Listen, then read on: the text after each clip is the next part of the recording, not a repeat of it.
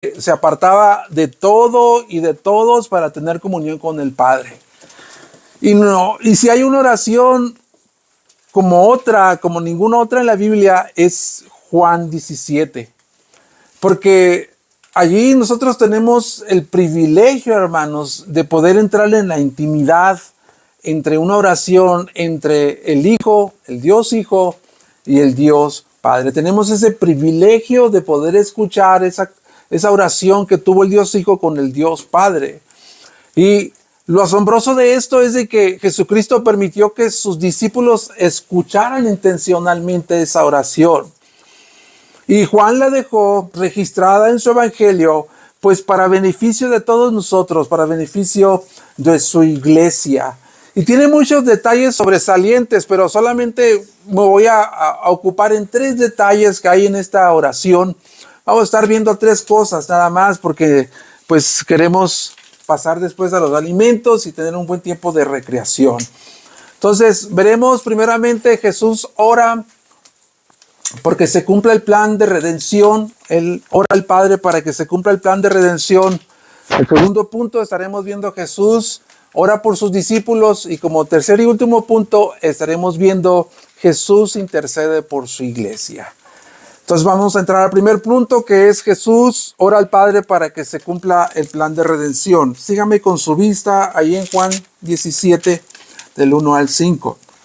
Dice, estas cosas habló Jesús y alzando los ojos al cielo, dijo, Padre, la hora ha llegado. Glorifica a tu Hijo para que el Hijo te glorifique a ti. Porque cuanto le diste autoridad sobre todo ser humano, para que Él dé vida eterna a todos los que le has dado. Y esta es la vida eterna, que te conozcan a ti, el único Dios verdadero, y a tu Hijo a quien tú has enviado. Yo te glorifiqué en la tierra, habiendo terminado la obra que me diste que hiciese. Y ahora, glorifícame tú, Padre, junto a ti, con la gloria que tenía contigo antes que el mundo existiera.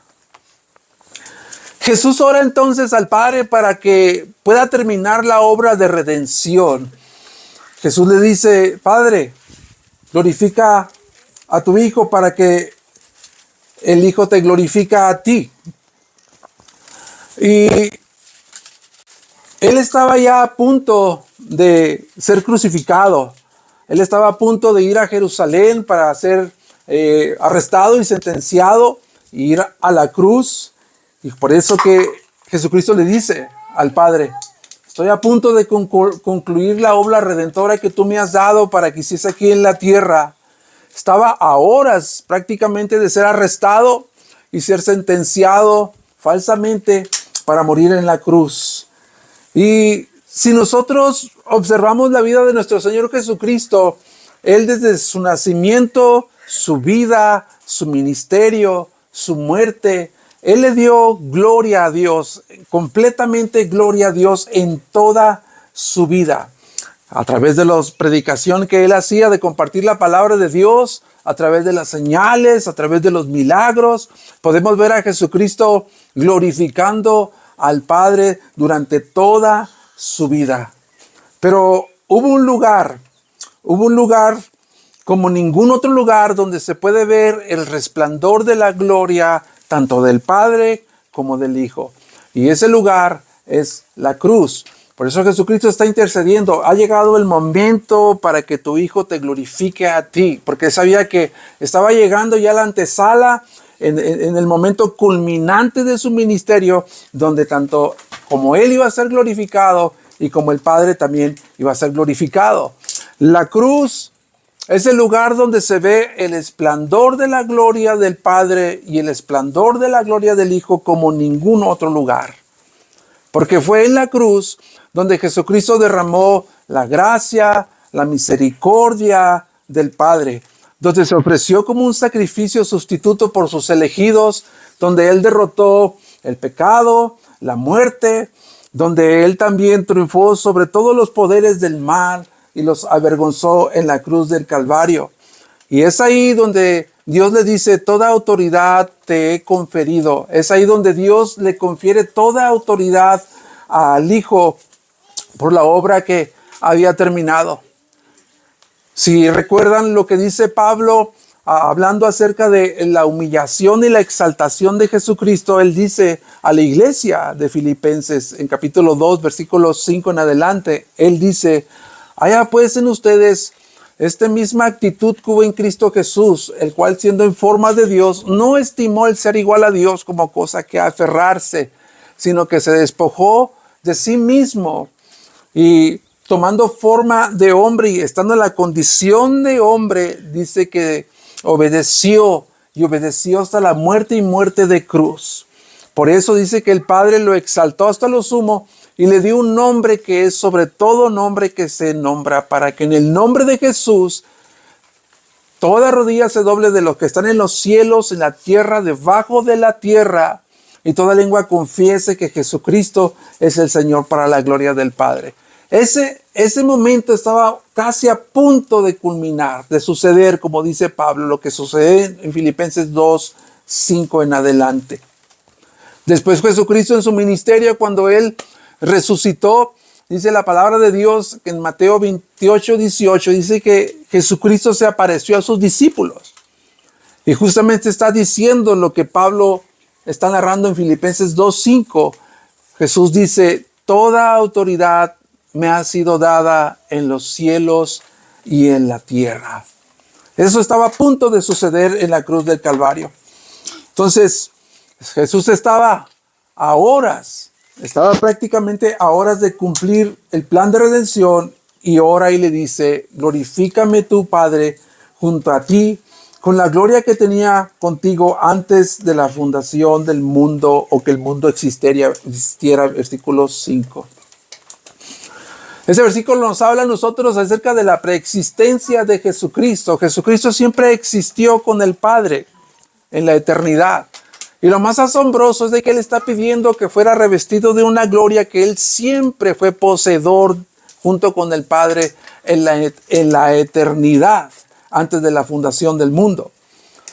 Y Él está diciéndole al Señor, al Padre, he terminado la obra, ya cumplí la redención, ya cumplí la obra de redención, glorifícame para que el Hijo también glorifique al Padre. Y en esta oración, hermanos, en esta oración podemos ver tres cosas por lo menos. Una de ellas, la gloria del Hijo y la gloria del Padre siempre están entrelazadas. No hay gloria para el Padre mientras no haya gloria para el Hijo. La gloria del Padre, la gloria del Hijo siempre están entrelazadas. No hay una lucha de poderes, no hay absolutamente nada. Hay una unidad perfecta en cuanto a recibir la gloria, la alabanza, el reconocimiento entre el Padre y el Hijo. Esa es una de ellas. La gloria del Hijo y la gloria del Padre están entrelazadas. Segundo, lo segundo que observamos en esta oración es que el pensamiento predominante en la mente de Jesucristo era terminar la obra del Padre, la obra que le dio para que hiciese en la tierra, para que el Padre fuera glorificado. Ese era el pensamiento que predominó en la mente y en la vida de Jesucristo. Pero también en su oración, Jesucristo muestra que en su oración también, que el sufrimiento y la gloria estaban entrelazados. Es una oración muy especial y Jesucristo, de una manera intencional, Él permite que los discípulos escuchen esta oración. Y esta oración de Jesucristo, hermanos, nos dice una cosa. Esta oración de Jesucristo nos dice una cosa a todos nosotros. Que solamente hay dos maneras de vivir la vida. Hay dos maneras solamente de vivir la vida. Una de ellas es vivir para la gloria del Padre. Y para vivir para la gloria del Padre está entrelazada el sufrimiento y la gloria. Vivir para la gloria del Padre es servir, honrar, glorificar al Padre con nuestras vidas. Y eso, vivir para la gloria del Padre, nos da a nosotros propósito de vida, nos da significado.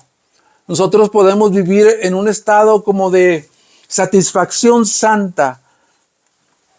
Obviamente hay muchas circunstancias adversas cuando tú quieres vivir para la gloria del Padre, pero para vivir para la gloria del Padre tú vas a cosechar una vida en la que hay gozo, una vida en la que hay plenitud, en la que hay propósito. Vives en un estado de satisfacción santa porque es lo que produce para vivir para la gloria del Padre, porque para eso fuimos creados nosotros. Fuimos creados para la gloria del Padre. Y vivir para tu propia gloria es la otra forma de vivir tu vida. Y déjame decirte que vivir para tu propia gloria, no importando las metas legítimas que tú te establezcas, vivir para tu propia gloria, establecer tus propias metas y alcanzar el éxito y la realización de tu vida, todo eso no te puede dar la plenitud y la satisfacción que Dios te puede otorgar. Aunque algunas cosas entre las metas, algunas cosas entre los propósitos que tú tengas de vida están involucradas muchas cosas que son legítimas, pero al final esas cosas, hermanos, si tú las pones sobre la balanza, al final tú vas a darte cuenta que todo lo que tú haces debajo del sol producirá lo que dice Eclesiastés, una vida de vanidad, de vanidades. ¿Por qué? Porque el mundo terrenal, hermano, o lo que existe en este mundo terrenal, aquí debajo del sol, nada de lo que hay aquí fue creado para darnos a nosotros una satisfacción a plenitud. Entonces Jesucristo en esta oración nos enseña a nosotros que hay dos maneras de vivir solamente. Vivir para la gloria del Padre y vivir para tu propia gloria. Hace 26 años, hermanos, la vida me llevó a mí a preguntarme esto precisamente. Hace 26 años. La vida me llevó a preguntarme, ¿para quién quiero seguir viviendo mi vida? ¿Para qué quiero seguir levantándome cada mañana? ¿Cuál será mi motivación de aquí en adelante? Hace 26 años yo tomé la decisión de vivir para la gloria del Padre. Y esa es la decisión más importante que yo he tomado en toda mi vida, porque ha cambiado plenamente mi vida y la sigue cambiando. La decisión más importante que tú debes de tomar en tu vida es vivir para la gloria de Dios. Y vas a cosechar lo que Dios te quiere dar para experimentando ese tipo de vida. 2. Vamos al segundo punto. Jesús ora por sus discípulos. Los versículos 6 al 19. Regresando ahí al Evangelio de Juan. Del 6 al 19 dice: he manifestado tu nombre a los hombres que del mundo me diste. Eran tuyos y me los diste. Y han guardado tu palabra. Ahora han conocido que todo lo que me has dado viene de ti. Porque yo les he dado las palabras que me diste y las recibieron y entendieron que en verdad salí de ti y creyeron que tú me enviaste. Yo ruego por ellos, no ruego por el mundo, sino por lo que me has dado, porque son tuyos y todo lo mío es tuyo y lo tuyo es mío. Y he sido glorificado en ellos. Ya no estoy en este mundo, pero ellos sí están en este mundo. Y yo voy a ti, Padre Santo, guárdalos en tu nombre, el nombre que me has dado para que sean uno, así como nosotros somos uno. Cuando yo estaba con ellos, los guardaba en tu nombre, el nombre que me diste, y los guardé, y ninguno se perdió, excepto el hijo de perdición, para que la escritura se cumpliera. Pero ahora voy a ti, y hablo esto en el mundo para que tengan mi gozo completo en sí mismos. Yo les he dado tu palabra y el mundo los ha odiado porque no son de este mundo. Tampoco yo soy del mundo. No te ruego que los saques del mundo ni que los guardes del maligno. Ellos no son del mundo, como tampoco yo soy del mundo. Santifícalos en la verdad. Tu palabra es la verdad. Santifícalos en la verdad. Tu palabra es verdad. Como tú me enviaste al mundo, yo también los he enviado al mundo. Y por ellos yo me santifico para que ellos también sean santificados por la palabra de Dios. Jesús ora por sus discípulos.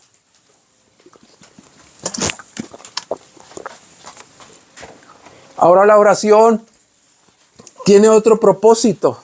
Ahora la oración va enfocada a la intercesión de Jesucristo por sus discípulos. Jesús hace énfasis que sus discípulos pertenecían al Padre antes de la fundación del mundo y que el Padre se los dio al Hijo como un regalo. Tuyos eran y tú me los diste. Versículo 6. Eso quiere decir, amados hermanos, que nosotros llegamos a ser hijos de Dios o discípulos de Dios porque Jesús, el Padre en la eternidad, nos escogió para que fuésemos sus hijos, nos escogió para que fuésemos discípulos de Jesucristo. Somos el regalo del Padre para el Hijo. ¿Cuántas veces tú te has catalogado así o te has sentido así, como un regalo del Padre al Hijo? ¿Te consideras así que la salvación que tú tienes y la que tú gozas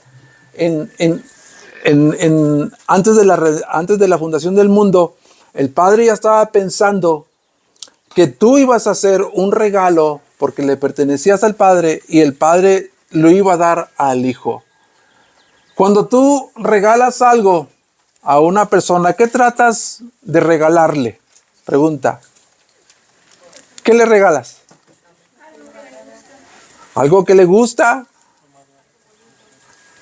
¿Algo que tenga valor? ¿Algo bonito? Eso tratamos de regalar, ¿verdad? A otra persona. Bueno, el Padre te considera a ti, Beto, te considera a ti, Iván, te considera a ti, Josué, como un regalo del Padre que desde antes de la fundación del mundo los escogió a ustedes para entregarlo como un regalo al Hijo. Eso, cuando yo estaba estudiando el pasaje, dije yo, wow, yo nunca me he considerado como un regalo para el Hijo. Porque el Padre me ha escogido desde antes de la fundación del mundo. Me predestinó. Y cuando la iglesia escucha esta palabra de la predestinación, como que tiembla la iglesia, ¿no?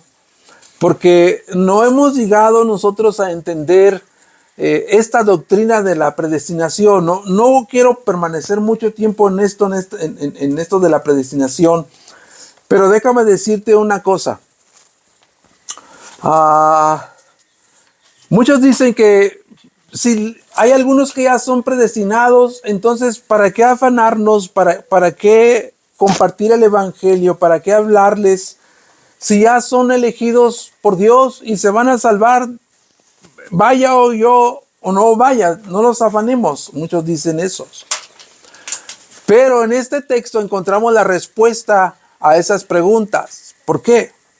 Porque ¿qué hizo Jesucristo para alcanzar a los escogidos que el Padre escogió, que predestinó antes de la fundación del mundo y se los entregó el Padre a Jesucristo como un regalo? ¿Qué fue lo que hizo Jesucristo? Bueno, el Hijo de Dios se tuvo que encarnar, descender, abandonar su gloria que tenía con el Padre para venir a dar a conocer a Dios. Y Él dijo, el que me ha visto a mí, ha visto al Padre. Compartió la salvación con ellos, porque Él dice, yo les he dado tu palabra y ellos han recibido tus palabras y han creído que yo salí o que tú me enviaste, que yo salí de ti o que tú me enviaste. Eso nos lleva a la conclusión, hermanos, de que todos aquellos que el Padre ha escogido antes de la fundación del mundo se van a salvar solo a través de la predicación del Evangelio. Nada más.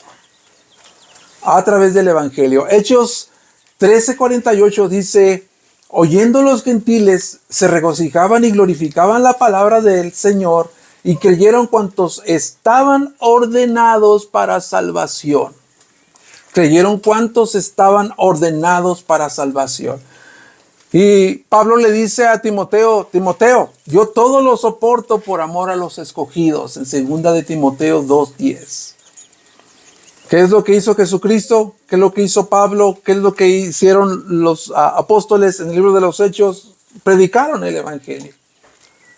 Llamaron a través del Evangelio al arrepentimiento genuino en las personas que ya estaban predestinadas por el Padre. Entonces, nosotros tenemos el privilegio, hermanos, nosotros tenemos el privilegio de llevar a estos hombres, estas almas que son consideradas por el Padre como regalos que va a dar al Hijo. Hay almas, hay regalos todavía ya que no han sido entregadas al Padre, y para nosotros tenemos ese privilegio de hacer esa tarea como iglesia.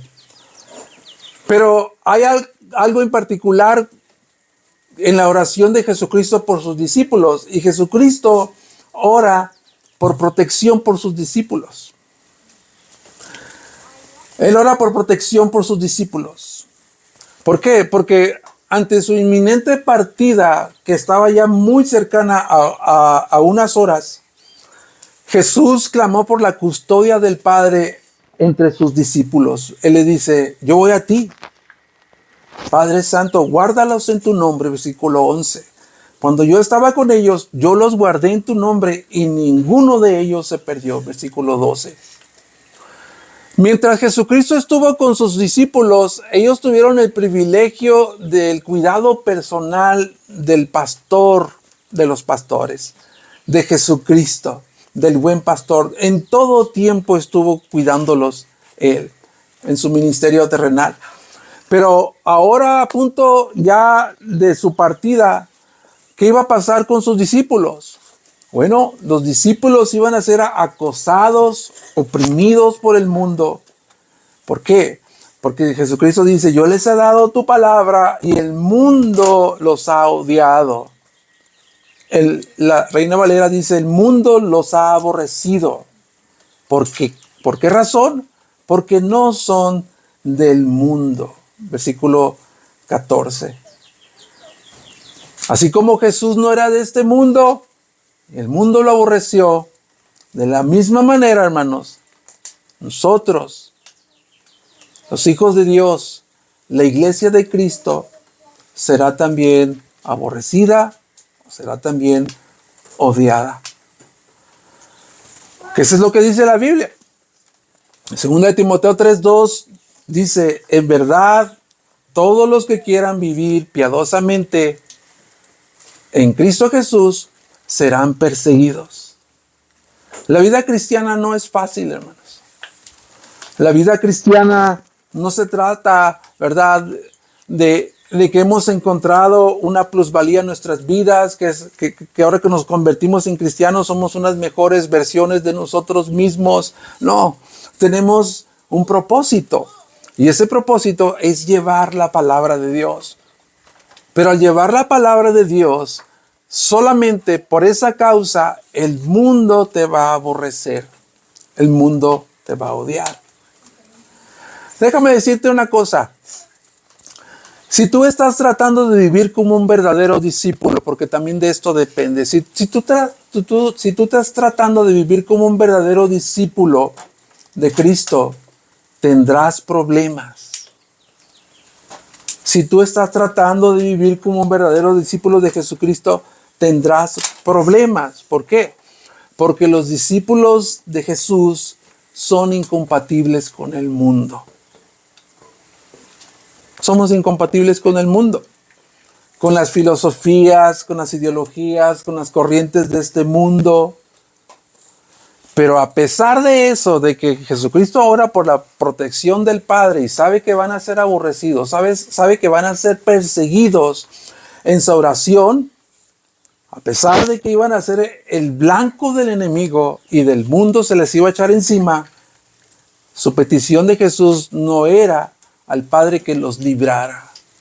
Así si te diste cuenta. El Padre no está pidiendo porque sean librados de la aflicción y la persecución o la opresión del maligno, sino que en medio de esa tribulación y persecución, sus discípulos, su iglesia, permanecieran firmes y arraigados en Dios. No te ruego que los saques del mundo, dice, sino que los guardes del maligno. Versículo 15.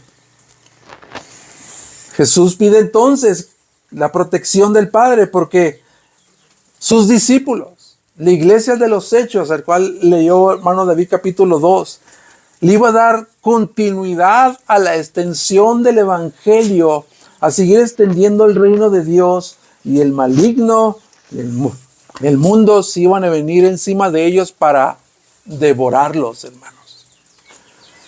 Versículo 18. Como tú me enviaste al mundo, así yo los he enviado al mundo. Hagámonos una pregunta, hermano.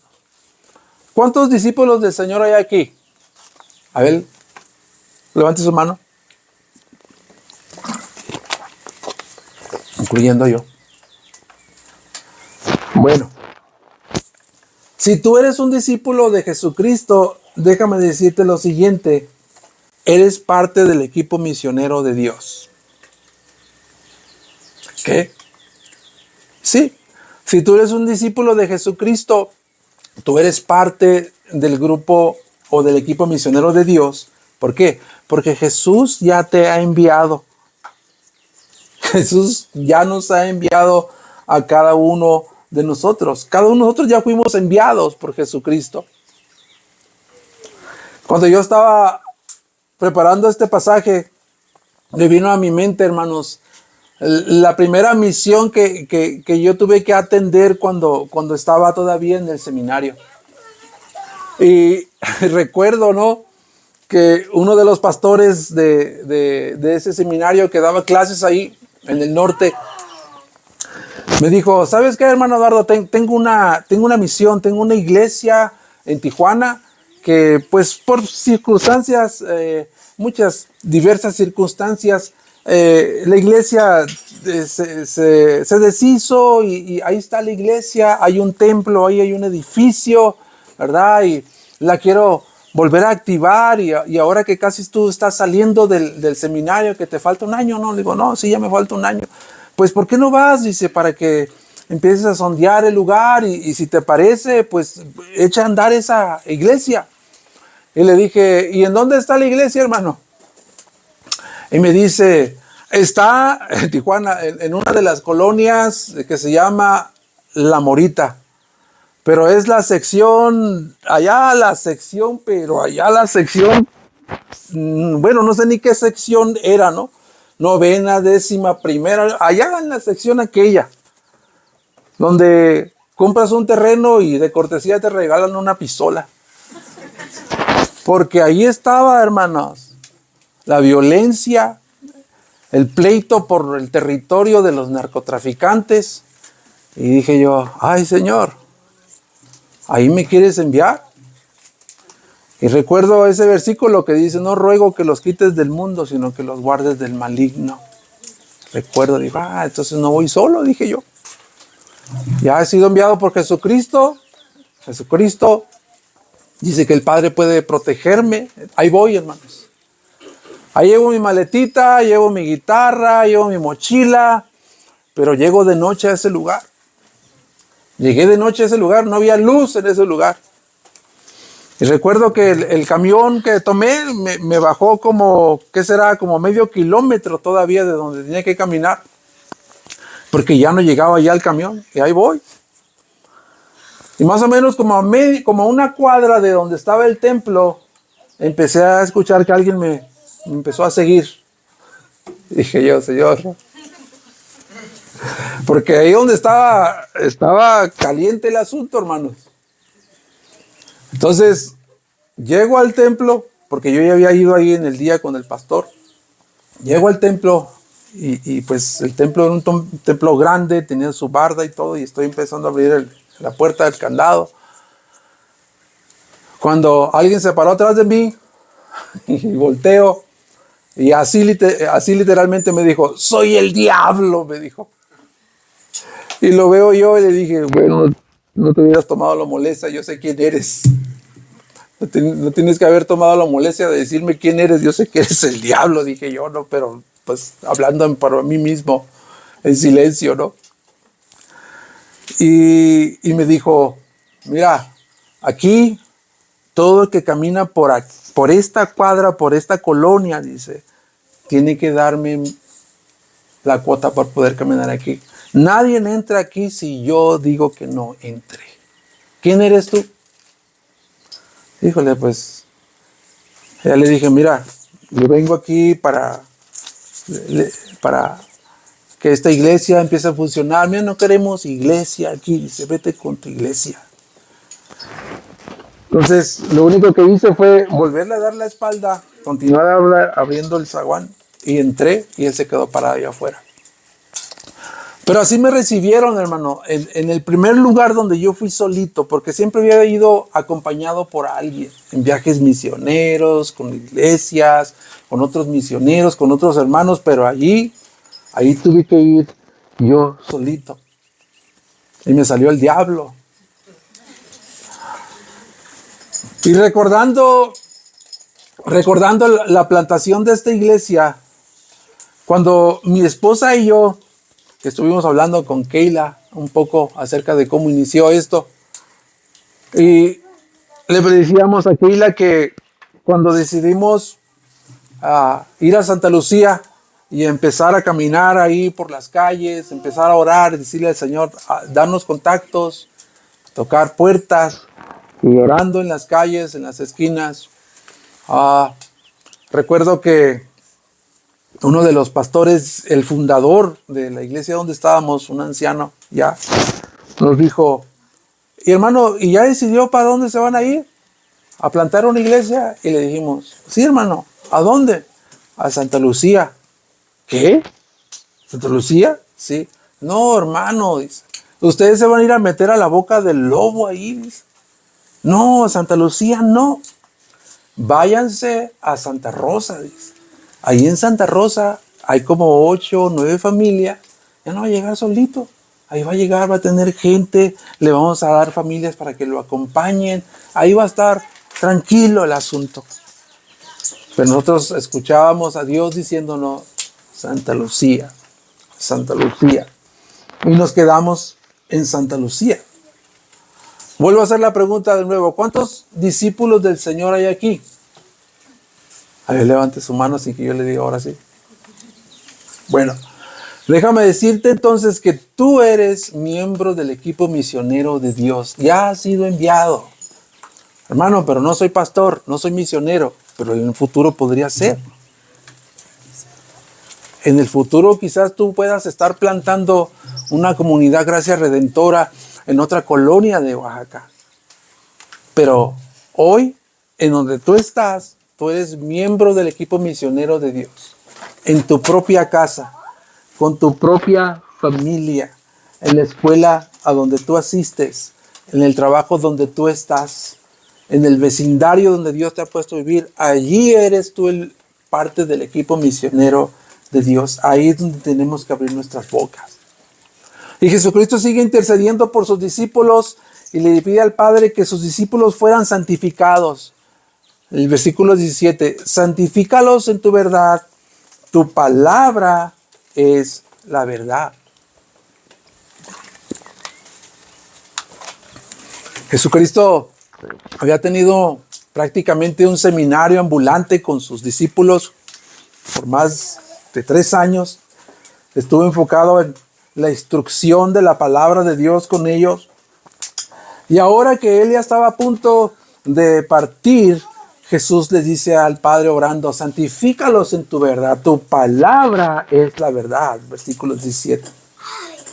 Jesús ora al Padre para que sus discípulos continúen creciendo en santidad. Que sus discípulos continúen siendo apartados, dedicados, consagrados a Dios, porque es necesario por la tarea que ellos van a darle continuidad a la predicación del Evangelio. Pero si te das cuenta, Jesucristo está diciendo en esta intercesión, en esta oración, que la única fuente para ser santificados es la palabra de Dios. Sin palabra de Dios no hay santificación. Sin el consumo, sin la dieta balanceada de un consumo de la palabra de Dios, no hay santificación. Santifícalos en tu verdad. Tu palabra es la verdad. Y muchos que estamos aquí conocemos cuál es el significado de alguien o de la palabra santo, ¿no? Es algo que es algo que es apartado, separado, apartado. Poner aparte una persona, a alguien o algo para ser usado exclusivamente en el servicio de Dios. Eso es lo que significa ser santos. Apartados, separados, que cada vez nosotros estemos dedicados, consagrados a Dios. Eso es santidad. Y todos, hermanos, estamos en un proceso de santificación. Todos nosotros, los que hemos creído en Cristo Jesús como nuestro suficiente Salvador, todos nosotros estamos en un proceso de santificación progresiva. ¿Qué significa eso? Que nosotros estamos muriendo a nuestra vieja. Y es que el Padre está respondiendo la oración del Hijo. Santifícalos en tu verdad. Jesucristo está orando por el crecimiento en santidad de comunidad, gracia redentora, por el crecimiento de cada uno de nosotros. Cuando somos confrontados y respondemos en obediencia, el Padre está respondiendo la intercesión del Hijo por su iglesia, por sus discípulos. Pero aquí quiero pedirte que no olvides una cosa que es muy importante, hermano. Durante nuestro crecimiento en santidad progresiva, déjame decirte algo que no se te olvide, por favor. Durante este proceso de santificación progresiva, tu hermano va a pecar contra ti y tú vas a pecar contra tu hermano. ¿Es una realidad o no es una realidad? Es una realidad. Durante el proceso de santificación progresiva, yo voy a pecar contra ti y tú vas a pecar contra mí. No sé cuántos de ustedes seguramente te has topado cuando vas a una cita o que vienes o vas a tu trabajo y de repente entras a una calle y que dice, disculpe las molestias, hombres trabajando, y está cerrada la calle. Híjole, ya voy a llegar tarde, me están esperando, ¿verdad? Te causa molestias, ¿no? Te causa molestias. Porque tu vecino esté reparando o remodelando su casa y ahí estás escuchando los taladros, ahí estás escuchando todo el ruido de esas máquinas, todo el día, ¿no? Ay, si tú estás ahí con tu teléfono o estás viendo las noticias o X y necesitas silencio y no puedes tener silencio porque el vecino está remodelando su casa y trae un ruido por todos lados. Bueno, pues déjame decirte que ahí hay un letrero que tú no ves que dice, disculpe las molestias, Dios trabajando. Entonces, eso es algo que no debemos olvidar ninguno de nosotros, hermanos. Ninguno de nosotros. Y último punto, Jesús ora por la santidad de la iglesia, del versículo 17 al 23. Del 17 al 23. Dice, del 20 al 23, perdón, dice, pero no ruego solo por esto, sino también por los que han de creer en mí, por la palabra de ellos, para que todos sean uno. Como tú, Padre, estás en mí y yo en ti, que también ellos estén en nosotros, para que el mundo crea que tú me enviaste. La gloria que me diste les he dado para que sean uno, así como nosotros somos uno, yo en ellos, tú en mí, para que sean perfeccionados en unidad, para que el mundo sepa que tú me enviaste y que los amaste tal como me has amado a mí.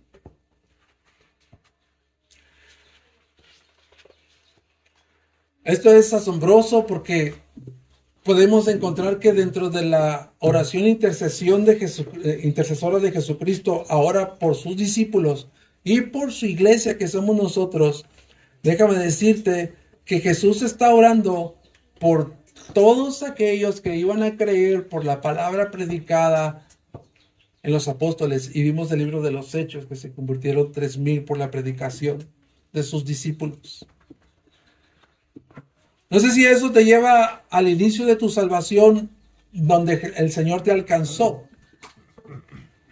y escuchaste el Evangelio por medio de otra persona, y tú lo escuchaste, alguien te compartió el Evangelio, quizás fue en una iglesia.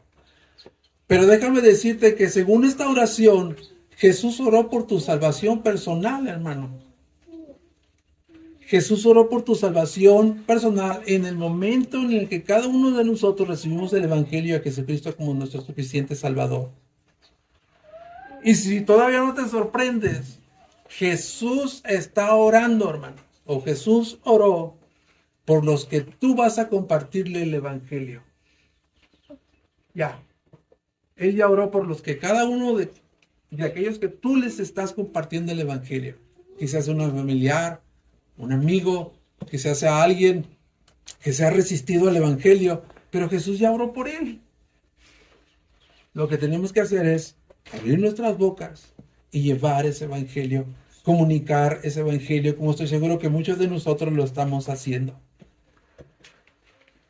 Y por eso, hermanos, nosotros, comunidad Gracia Redentora, según esta que dice Jesucristo, no oro por ellos solamente, sino por los que van a creer por la palabra que salga de ellos. Es decir, que hay una cadena, hermanos. Hay una cadena que no se rompe cuando se comparte el Evangelio. Hay una cadena que no se rompe cuando compartes el Evangelio y Dios está alcanzando a esos que le pertenecían antes de la fundación del mundo para dárselos al Hijo como un regalo. Hay una cadena que no se rompe porque ahora el que fue alcanzado está alcanzando a otro. Por eso nosotros en Comunidad Gracia Redentora creemos que es vital que todo creyente, hermano, todo creyente sea capacitado y equipado para comunicar eficazmente el Evangelio. ¿Por qué? Porque no hay otro medio. No hay otro medio que pueda conducir al arrepentimiento genuino y a una fe verdadera para salvación. Esa es la tarea de la pluralidad de pastores de Comunidad Gracia Redentora. Esa es la tarea que tenemos que hacer. Capacitar a los santos para la obra del ministerio, para que el cuerpo de Jesucristo sea edificado. Es lo que dice Efesios 4, 1 al 2. Y hoy a nosotros como iglesia, hermanos, nos ha tocado vivir un tiempo como nunca en la historia de la iglesia, donde se está predicando un evangelio humanista, un evangelio centrado en el hombre, tergiversado, un evangelio de la prosperidad, un evangelio de la carta de autoestima, ¿verdad? Un evangelio terapéutico. ¿Por qué? Porque hay proliferación de falsos maestros. Es lo que dice la Biblia. ¿Por qué se está predicando este evangelio? Porque hay proliferación de falsos maestros y necesitamos creyentes formados en la palabra de Dios que puedan comunicar eficazmente el evangelio.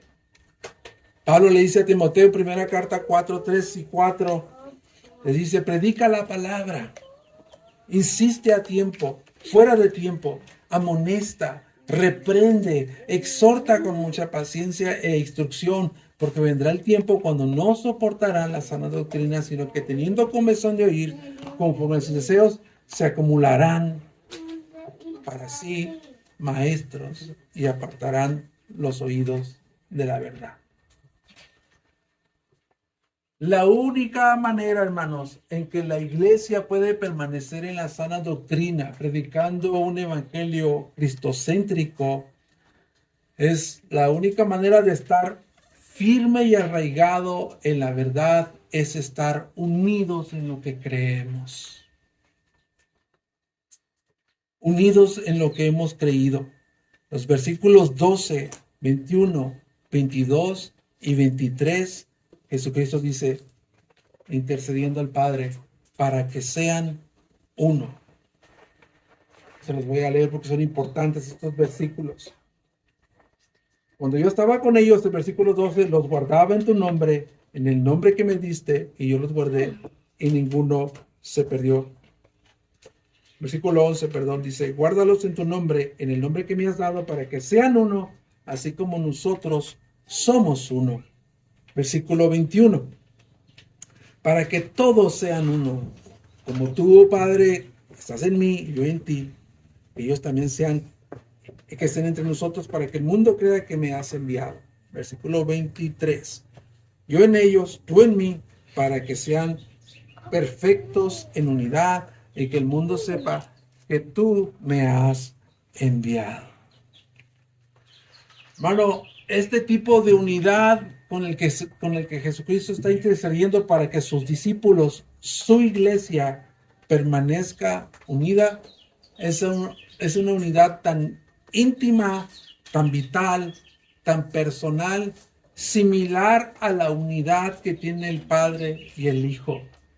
Una unidad indestructible e indivisible. Como tú y yo, Padre, somos uno, quiero que ellos sean como nosotros. La única manera, hermanos, la única manera de permanecer allí es creer en la verdad, creer en el Evangelio, creer en la sana doctrina. Una unidad indestructible e indivisible como la del Padre. Nosotros podemos hacer muchas actividades, hermanos, para promover la unidad entre nosotros. Muy buenas, por supuesto, visitarnos, hablarnos, convivir como estamos en este lugar. Pero ningún miembro de Comunidad Gracia Redentora tiene la capacidad de producir este tipo de unidad. Una unidad indestructible e indivisible. De hecho, el Padre respondió a esta oración porque dice la palabra de Dios, 1 Corintios 12:13, que todos nosotros por un espíritu fuimos todos bautizados en un solo cuerpo. Padre responde la oración de que tuvieran una unidad indestructible e indivisible como ellos al crear el cuerpo de Jesucristo, que es la iglesia. Y todos nosotros estamos unidos a Jesucristo. Y cada uno de nosotros somos miembros los unos a los otros. El Espíritu Santo ya hizo esta unidad entre la iglesia, indestructible, indivisible. Pero nosotros tenemos la responsabilidad. Los miembros de la iglesia tenemos la responsabilidad de promover y estimular con el resto del cuerpo la unidad por la que tanto oró Jesucristo. Yo quiero que nos preguntemos algo y con esto ya vamos terminando. Preguntémonos, hermano, ¿qué tanto he hecho o dejado de hacer? ¿Qué tanto he hecho o he dejado de hacer para ser solícito en estimular el resto de la iglesia a la unidad? Efesios 4:2-3 dice, vivan con toda humildad, mansedumbre, con paciencia, soportándose unos a otros en amor, esforzándose. Esto quiere decir sacar fuerzas donde no hay, esforzándose por preservar la unidad en el vínculo de la paz. Nosotros somos los responsables, ¿verdad? Somos los responsables de estimular la unidad en el resto del cuerpo. Entonces, ¿qué hemos hecho o qué hemos dejado de hacer para estar solícitos en promover la unidad del Espíritu? Cada vez que cualquiera de nosotros, hermanos, está contribuyendo, sumando, sacrificándose, amando al cuerpo de Cristo, cada vez que estamos teniendo paciencia, cada vez que estamos teniendo humildad, mansedumbre, soportándonos unos a otros en amor, déjame decirte que el Padre está respondiendo de nuevo a este tipo de unidad. Y cuando no respondemos, ni en humildad, ni en mansedumbre, ni en paciencia, ni en soportarnos unos a otros, no estamos sumando para la unidad.